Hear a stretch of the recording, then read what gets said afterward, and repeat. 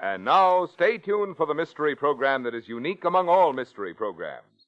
Because even when you know who's guilty, you always receive a startling surprise at the final curtain. In the Signal Oil program, The Whistler.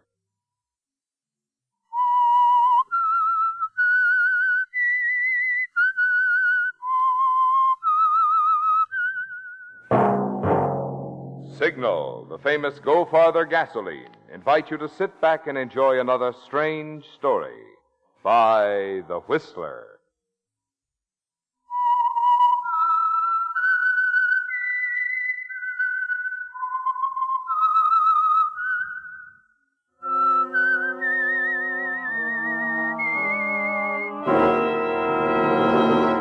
I am the Whistler, and I know many things, for I walk by night.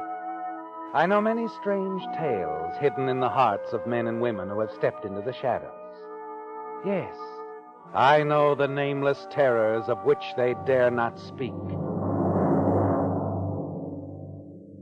And now for the Signal Oil Company, The Whistler's strange story, The Cliffs at Weyrum.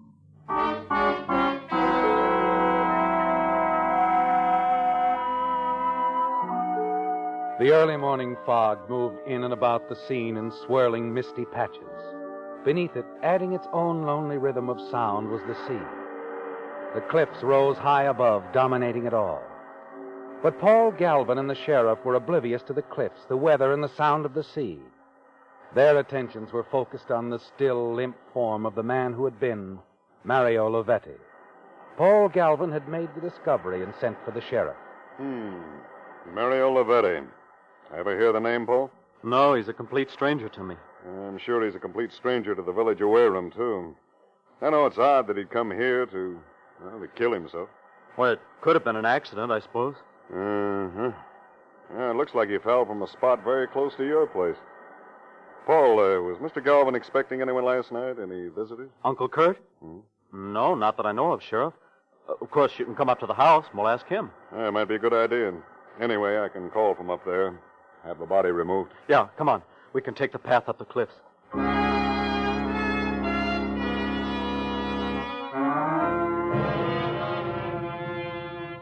Struggling up the path, you smile to yourself, Paul.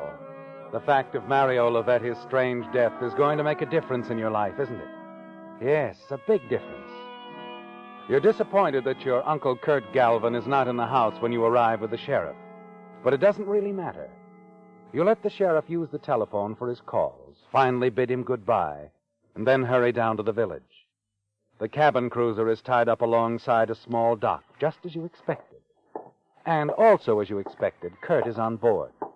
You can hear him whistling as you approach. He's happily polishing the brasswork on the starboard rail. Kurt?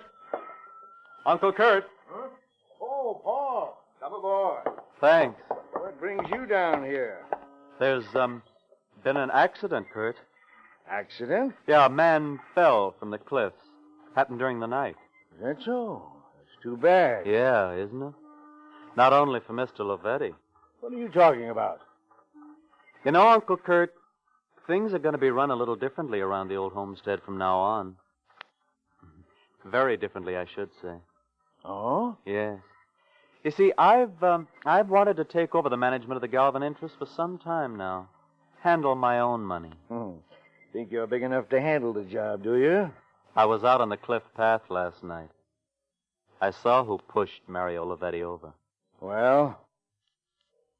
The sheriff wants to talk to you. I'll talk to him. But so will I. Unless... Unless I let you start running things? Forget it, Paul. Mario Lovetti had the idea that he could change things, too. For both of us. I don't understand. Sit down, Paul. I think I've got a bit of shock for you. You're wasting your time, Kurt. We're going to have an understanding, or I'll go to the police. Sit down.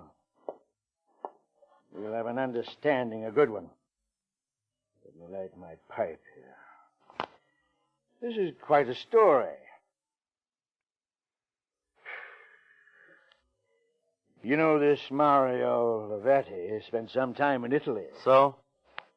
He ran into something very interesting over there. I never thought I'd have to tell you. But you're not Paul Galvin. What? No need to get excited, Paul. It's pretty simple. When my brother and his wife were killed in that auto accident over there... Oh, that was 20 years ago. What's that got to do with this? Listen, will you? I went over to bring young Paul home. I was to manage the estate till I thought he was old enough. I know all about that. But you don't know, and neither does anyone else. That young Paul died of fever at the tender age of 4. This is ridiculous. It's something you're inventing. No. I've proof. Don't worry. Proof that I picked you up and passed you off as my nephew. I don't believe it. You see, I'd never had much money of my own, and, well, I didn't want to lose control of the estate. It's been a mighty comfortable arrangement for both of us. I'm not Paul Galvin. Your real name, if you're interested, is Angelo Cortesi. I believe your father was a well-digger or something like that. Not Paul Galvin. That's why I had to get rid of Mario Lavetti. That's why you killed him. Shoved him off the cliff. Yes. You would have tried to change things, too. You were a wealthy man, Paul, but only as my nephew. Otherwise, you're... Nothing. You get the idea. I give you enough, my boy, more than you could acquire any other way. Unless, of course, you wanted to try working. Skip it, Kurt. Uncle. Now you're seeing the light, eh? And you won't go running to the police? Hardly. Of course not. And I'll go right on running things, won't I, Paul?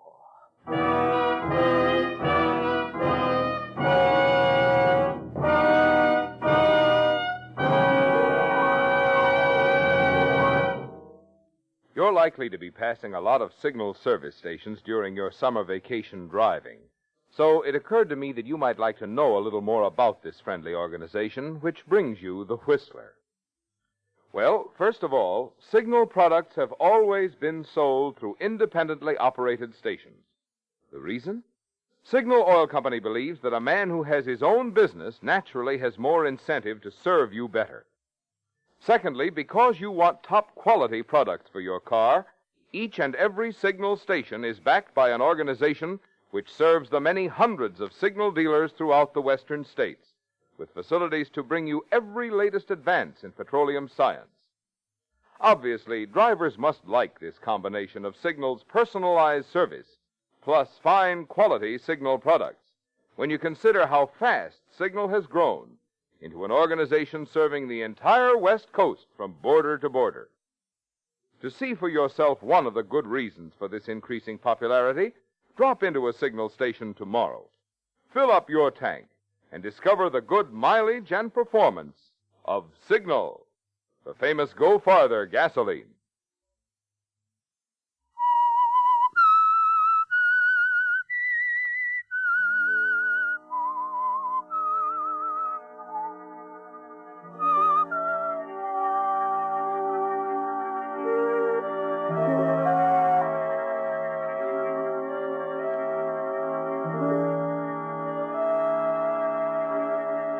Well, Paul, you're back in your same position.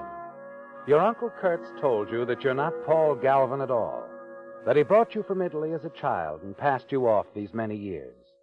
And now you can't say or do anything about it. It doesn't seem possible, does it, Paul? Especially as you stand in the great hall of the house on the cliffs. Stare up at a pair of oil paintings which until now you believed to be portraits of your own parents. And as you stand there, one of the servants provides you with another shock, as he mentions what he thinks is simply a bit of news to you. Yes, Mr. Paul, that's what I heard, that this Mario Lavetti wasn't alone in the village the other evening. Nick, you say someone saw him driving in a car? Yes, with a woman. The sheriff is trying to find her. He believes she might shed some light on the mystery. Oh, well, it's no mystery. A man falls or jumps from a high place. It happens every day. Yes, sir. I just thought you'd want to know about it, sir.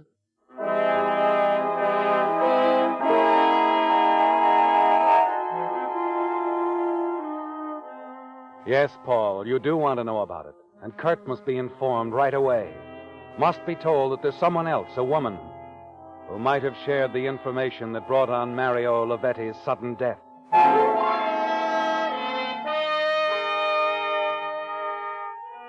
And then you remember that Kurt is away on one of the many trips he takes.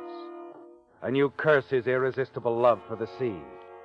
As long as you can remember, he has come and gone with the tide. But his wanderings might make such a difference at the moment. You wait impatiently for the end of the week and Kurt's return, and then hurry to the pier. Kurt's cruiser is tied up there, but when you get aboard, you find he's already gone ashore. And then from inside the cabin, you happen to glance out a porthole, stare puzzled at a girl who's advancing along the pier towards you. You hurry up on the deck and wait.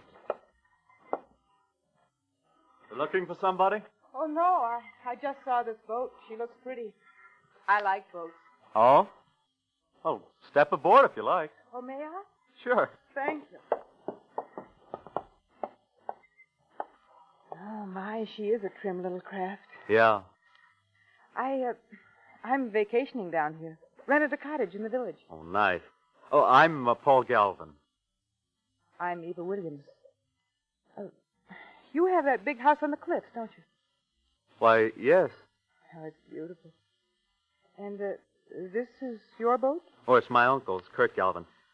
But, how did you know I lived up there? Oh, the Galvin estate was pointed out to me.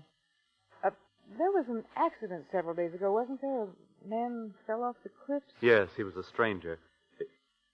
You didn't know him? Know him? Me? Why should I? Oh, no reason. It's just that we don't have many visitors down here. I don't understand that. I like it here very much. People are friendly. Ask other people aboard their boats. Well, I could be friendlier than that, Miss Williams. Eva. Eva? Yeah, I'd like to show you about the place, such as it is. Perhaps tomorrow afternoon. If you'd care to have me drive into the village and meet you? Oh, I'd like that very much. You haven't a car yourself? No, I haven't. Well, I'll drive in about 2. Where are you staying? At the Shore Cottages. Number 5. Shore Cottages, number 5. I'll be there, Eva.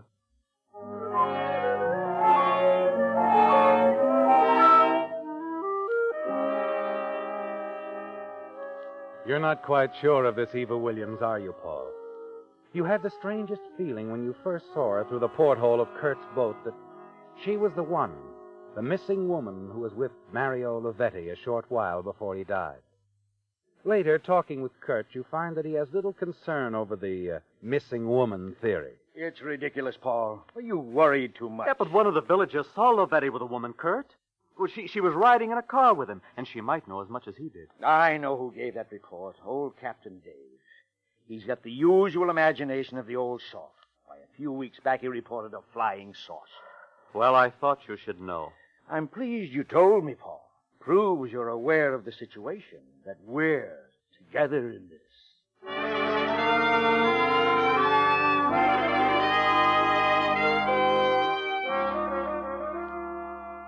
Perhaps he's right about the mystery woman, Paul. Perhaps she exists only in old Captain Dave's imagination. You meet Eva the next day, and in the days that follow, you'll find yourself spending more and more time with her. She's an attractive girl, isn't she, Paul? And you're becoming quite fond of her and sense somehow she's interested in you, too. Then late one evening after dinner, the two of you sit alone before the great fireplace at the inn, sipping your drinks and listening to the storm outside. You've been kind of quiet all evening. Was something on your mind? Yes. You want to talk about it? Yes, I guess I do. You know, it's funny sometimes, the way things work out, just the way you expected. I knew a long time ago, Paul, it would happen this way. And it has. What do you mean? When the real thing came along, I'd know it in an instant. I knew it the day we met at the boat. Eva, are you telling me that... I'm in love with you, Paul. Oh, Eva, darling. No, wait, Paul. There's something I've got to tell you. It's very important. My name isn't Williams. It's Lavetti. Lovetti. That man... Found at the bottom of the cliffs? My brother. I see. Then you were Yes, I was with him that night. He'd asked me to drive him down here. He got out of the car not far from your house and told me to wait for him in the village. Well, I waited all night. The next morning, I heard he'd been found at the cliffs. An accident, of course. You know, that path is rather treacherous. I don't think it was an accident, Paul. Oh? Mario was up to something. He wouldn't tell me what, but I had an idea that whatever it was, it wasn't very honest. One thing I do know. He was to meet a man named Galvin. He told you that? Yes. And then when I heard someone named Paul Galvin had found him, I began to wonder. Oh, now, see here, Eva, No, let me finish, Paul, please. That same morning, I drove back to town to Mario's apartment. I didn't know what I was looking for, but, well, it was a hunch. And that's when I found the letter. Letter? Addressed to Mario. The letter indicated the writer was willing to pay a certain sum of money, that a meeting was to be arranged. Mario was obviously blackmailing this man who signed the letter with an initial K. K, that could be Kurt, couldn't it, Paul? My uncle? Oh, really, Eva? You can't mean that you think... Yes, that's why I came back here, to see him. Instead, I ran into you first. And it happened to me. Just like that. Look, Eva, I'm sure Kurt had nothing to do with your brother's death. But that letter could make it look like he... Oh, darling, please, you've got to destroy it. I'm afraid it's too late for that, Paul. What do you mean? I mailed the letter to the sheriff's office this morning. You know this sudden turn in the tide of events is the beginning of the end, don't you, Paul? You sit there staring into the fire. It had all gone well until now, hadn't it, Paul? But now that Eva's mailed that letter to the sheriff, you know it's only a matter of time before Kurt is arrested. And when he is, you're certain he'll expose you as an imposter. The Galvin fortune will slip from your grasp. You can't risk losing that fortune, can you, Paul? You know now you'll do anything to save it. I'm sorry, Paul. I had to do it. As much as I love you, knowing it could mean the end of everything for us, I had to do it.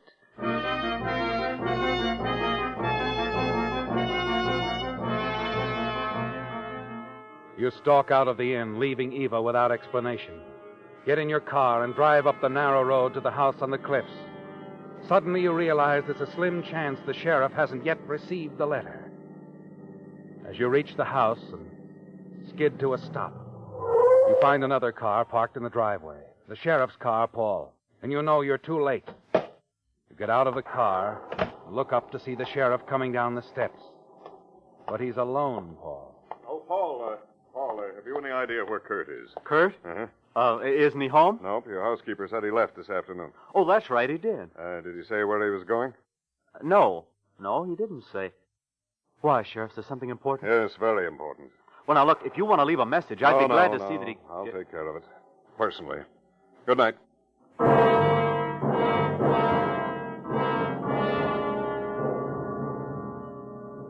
You remember now, don't you, Paul? Kurt told you he was driving into the city, having dinner with an old friend tonight. But you couldn't tell the sheriff that, could you? You hurry into the house, to Kurt's desk in the study. You're looking for the small black book of telephone numbers when your hand closes over the gun. Kurt's gun. You pick it up, stare at it, and suddenly a thought strikes you.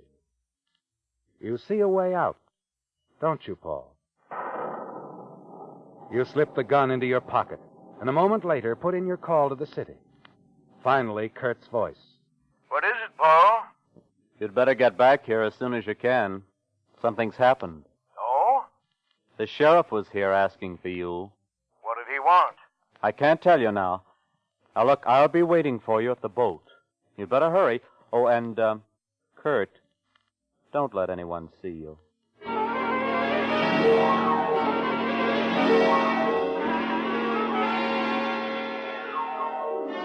A quarter of an hour later, you step aboard Kurt's boat, tied up along the end of the pier, and settle down in the darkened cabin to wait.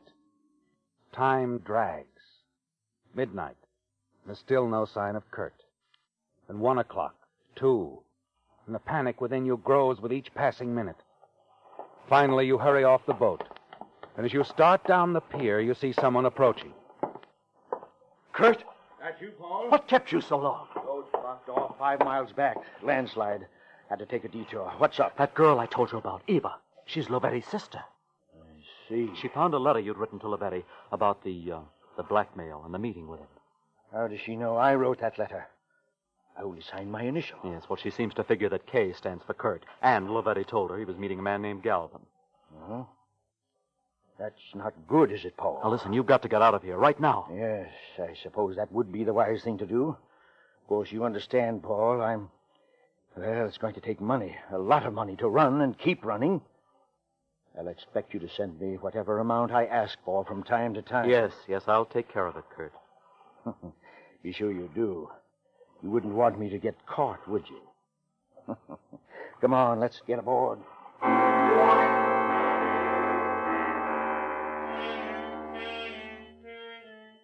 You watch Kurt as he steps aboard the boat and disappears into the cabin. And you know that as long as he's alive, your secret is in danger. There's always the possibility he'll be caught someday and reveal you as an imposter. And you don't want that, do you, Paul? You pull the gun out of your pocket. And as you do, a car comes to a stop under the streetlight at the far end of the pier. The sheriff's car, Paul. You drop to one knee behind a large packing case on the pier, your mind spinning furiously. You've got to stop him. You know what your next move must be. A move you're sure will solve all your problems and enable you to take over the Galvin estate immediately. The sheriff is halfway down the pier when you pull the trigger. As he crumbles on the pier, you whirl, jump aboard the boat, and rush into the cabin. What the devil was that? Who? Paul, what are you doing with that gun? You've just killed the sheriff, Uncle Kurt. And now you're going to commit suicide. What are you talking about, you fool? It's all very simple.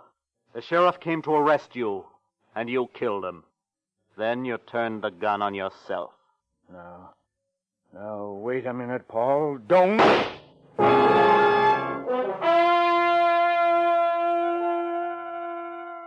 It's done, isn't it, Paul? Kurt is dead. You step over his body, press the gun into his right hand. Then you hurry up on deck and race down the pier to a telephone.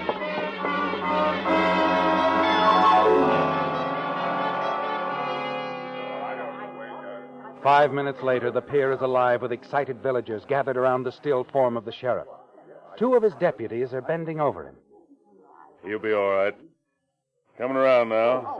Bullet just creased his skull. Oh, Galvin. Yes? Come on, let's step aside for a moment. Oh, all right. You were a little excited over the phone. How'd this happen? Well, I guess I'd better start at the beginning. Yeah. I found out tonight that Uncle Kurt was involved in the Lovetti affair. And I came down here to the boat to ask him about it. I found him getting ready to sail. Go on. Well, he admitted to me that he'd killed Mario Lovetti. He pushed him over the cliffs because Lovetti had been blackmailing him. I see. So he was getting ready to make a run for it, huh? Yeah. And then we heard a car stop outside, and Uncle Kurt rushed to the porthole, saw the sheriff coming down the pier, and, well, before I could stop him, he pulled out a gun and fired right through the porthole. Fortunately, his aim was bad. Come on, let's get aboard the boat. All right. And then what happened? Well, after Uncle Kurt shot the sheriff, he turned around, and I thought he was going to shoot me. Instead, he put the gun to his head and killed himself. Uh-huh. Here, this way. There he is. Just the way he fell. I haven't touched a thing. Good. Dave, Down here. the doc just got here. Good. Sheriff have anything to say? Not much. He didn't see a thing. When the slug hit him, he blacked out. Mm-hmm. Well, I guess that's that. Looks like that closes the Lovetti case.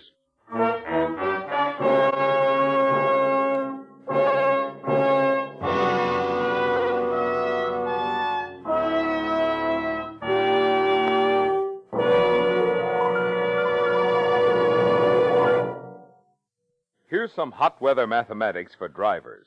Take the temperature of the day. Add 2,800 degrees, the temperature inside the cylinder head of the average motor. That adds up to a lot of heat. Good reason why your motor needs the protection of the improved type Signal oil that's engineered to stand up under heat. Signal Premium Compounded Motor Oil. You see, in addition to its 100% pure paraffin base, Signal Premium contains scientific compounds that do things which oil alone cannot do. One of these compounds, for instance, keeps Signal Premium from breaking down at high temperatures and forming harmful gum or varnish. Another compound prevents bearing corrosion, and still another compound actually removes carbon. That's why we call Signal Premium the oil that does so much more than just lubricate. So if you want your motor to stay young, get your next oil change at a Signal station. Change to the improved type Signal oil that stands up under heat. Signal Premium Compounded Motor Oil.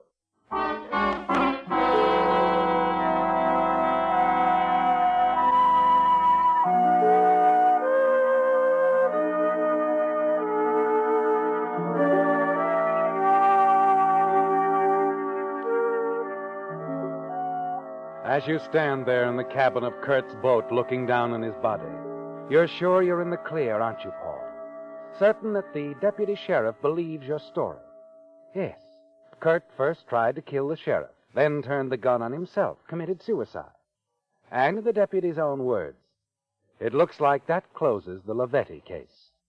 You turn away now and look up at him. If you don't mind, I'd like to run along. I'm not... Just a minute, Paul. Afraid I'm going to have to ask you to come down to headquarters. Headquarters? What for? Paraffin test. Ever hear of it? I want to see if there are any traces of gunpowder on your hand. I think there will be. What are you driving at? I'm pretty certain now that Kurt didn't fire that shot at the sheriff.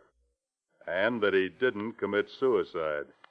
Oh, that's crazy. I tell you, That was a pretty solid story you gave me, Paul. Except for one thing.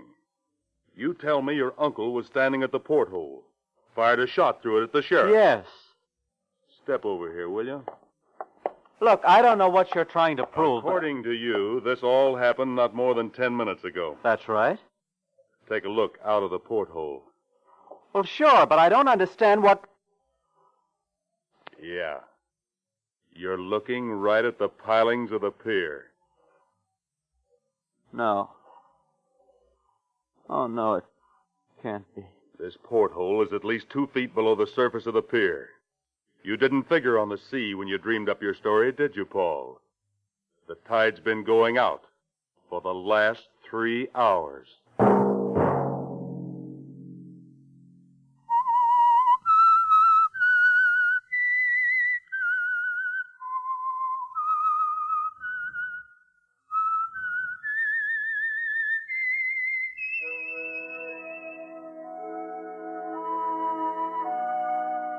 Let that whistle be your signal for the Signal Oil program, The Whistler, each Sunday night at this same time. Brought to you by the Signal Oil Company, marketers of Signal gasoline and motor oil, and fine quality automotive accessories. Many drivers, when buying gasoline, forget what a big part of the price goes for tax. In fact, in the average Western city, for every $1 you pay for gasoline itself, you pay an additional 33 cents in tax. So figure it up. The tax you pay on 3 would buy you another gallon free.